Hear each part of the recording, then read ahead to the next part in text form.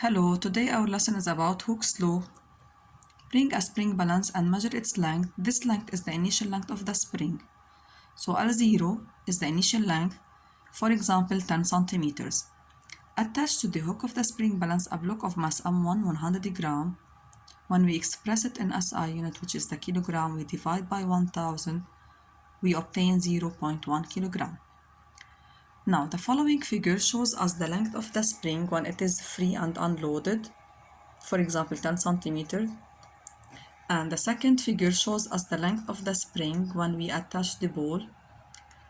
And the length, for example, now 12 centimeters. Delta L is the difference between the two lengths, L minus L0, which is equal to 12 minus 10 equal to 2 centimeters.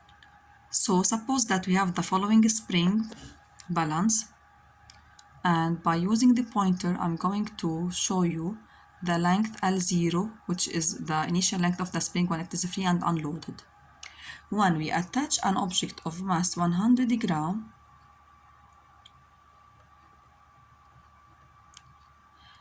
so now this is the new length of the spring, L, for example 12 centimeters, and the difference between the two lengths L minus L0, 12 minus 10, is the delta L, which is the elongation of the spring. It is very important to know that the block is in equilibrium under the action of two forces, which are the weight and the tension. Weight and tension have same line of action, same magnitude, opposite directions. So weight vector equal to minus T vector, weight vector plus T vector equal to 0 vector. Summation of forces here equals to 0 vector. This is the condition of equilibrium. In magnitude, weight equal to tension, which is equal to mass times gravity. Successively place another object of mass 200 gram, then an object of mass 300 kilogram. So look at the table now. When the mass equal to 100 gram, which is equal to 0.1 kilogram, the tension is 1 Newton, since weight and tension equal to mass times gravity, 0.1 times 10 equal to 1 Newton.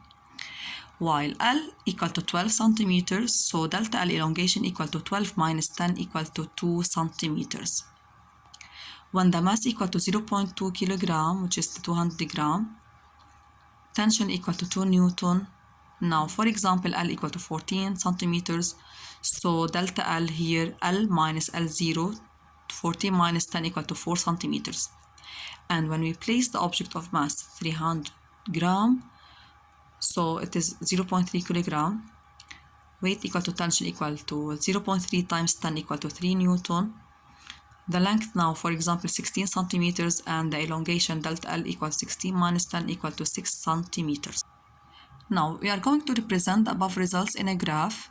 Tension on the vertical axis and delta L, the elongation, is on the x-axis. By using the scale, on the x-axis, every 1 centimeter corresponds to 2 centimeters. On the y-axis, every 1 centimeter corresponds to 1 Newton.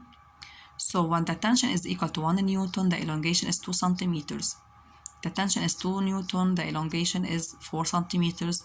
And when the tension is 3 Newton, the elongation is 6 centimeters.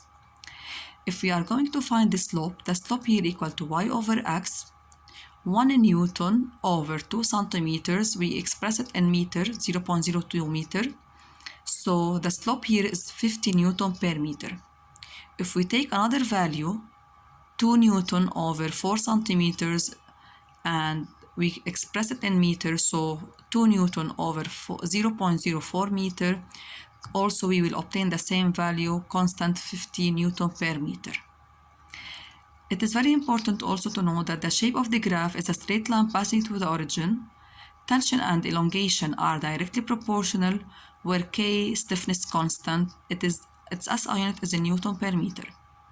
So Hooke's law, K equal to T over delta L, T equal K delta L, and delta L equal to T over K. Keep in mind that when the spring is deformed, it loses its elasticity. The curve stops obeying Hooke's law. Tension and delta R are no longer proportional, and K is not constant anymore.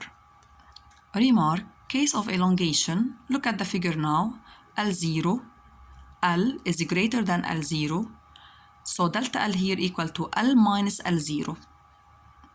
L equal to L0 plus delta L, and L0 equal to L minus delta L.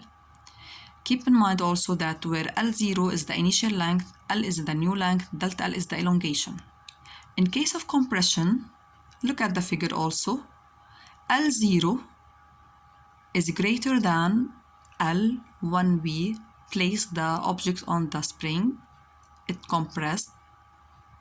is compressed. So here, delta L equal to L0 minus L, since L0 greater than L.